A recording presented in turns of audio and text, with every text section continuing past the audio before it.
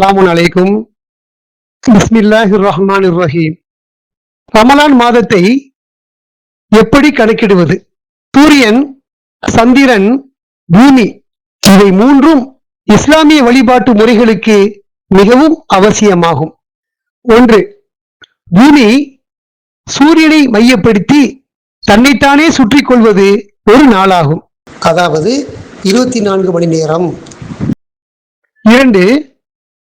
இந்த சுற்றுப்பாதை 5 வேளை தொழுகைக்கு அவசியமாகும்.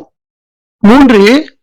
பூமி தன்னைத்தானே சுற்றி கொண்டே சூரியனை ஒரு முறை சுற்றி வருவது ஒரு வருடமாகும், அதாவது 365 நாட்கள். இது ஆங்கில வருடமாகும், ஜனவரி முதல் டிசம்பர் வரை. 4. சந்திரன் பூமியை சுற்றி வருவது ஒரு சந்திர மாதமாகும். இந்த மாதங்கள் தான் இஸ்லாமிய மாதங்களாகும், அதாவது முஹர்ரம் முதல் துல்ஹஜ் வரை. சூரியனை மையமாக வைத்து நாம் நாட்களை கணக்கிடும் போது 12 AM முதல் 11:59 PM வரை ஒரு நாள் ஆகும். இஸ்லாமிய நாள் என்பது சூரிய அஸ்தமனத்தில் இருந்து ஆரம்பம் ஆகிறது. உதாரணமாக, சென்னையில் சூரிய அஸ்தமனம் 6:01 மாலை என்றால் 6:02 மாலை முதல் அடுத்த இஸ்லாமிய நாள் ஆரம்பம் ஆகிறது.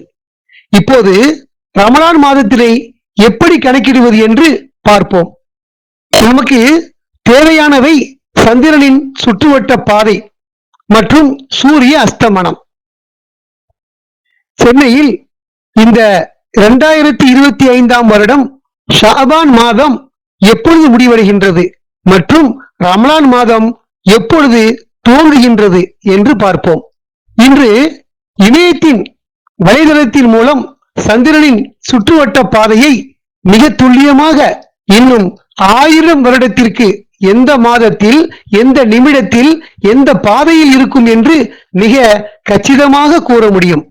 சென்னை நகருக்கு சந்திரனின் புதிய சுற்றுவட்ட பாதை நியூ மூன் என்று அழைக்கப்படுவது 28 பிப்ரவரி 2025 அன்று காலை 6:15 மணிக்கு பூமியை ஒரு சுற்று முடித்துவிட்டு அடுத்த சுற்றில் நுழைந்துவிடும். நாம் அதனை பார்த்தாலும் அல்லது பார்க்காவிட்டாலும் இது மாறாது என்பதே உண்மை. அடுத்து 28 பிப்ரவரி 2025 அன்று சென்னையில் சூரிய அஸ்தமனம் மாலை 6:19 PM ஆகும். சூரிய அஸ்தமனத்திற்கு முன்னர் நியூ மூன் அமைந்ததால் 28 பிப்ரவரி 2025 சென்னையில் சூரிய அஸ்தமனத்திற்கு பின்னர் ரமலான் மாதம் ஆரம்பித்துவிடும்.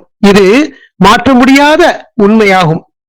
நாம் சந்திரனை பார்த்தாலும் சரி அல்லது பார்க்காவிட்டாலும் சரி, மார்ச் 1ஆம் தேதி 2025 சனிக்கிழமை பகல் வேளையில் நாம் நோன்பு வைக்கவில்லை என்றால் ரமலான் மாதத்தின் முழுமையான நன்மைகளை லைலத்துல் கத்ர் இரவு உட்பட இழக்க நேரிடும். குர்ஆன் வசனங்கள் அத்தியாயம் 10 சூரத்து யூனுஸ் வசனம் 5 மற்றும் அத்தியாயம் 6 அல் அன்ஆம் வசனம் 96 எடுத்து பார்த்தால் அதில் மாதங்களை கணக்கிடுவதற்காகத்தான் சூரியனையும் சந்திரனையும் படைத்ததாக தெளிவாக உள்ளது. இதில் கணக்கிட என்கிற வார்த்தை மிக முக்கியமானது. அல்ஹம்துலில்லாஹ்.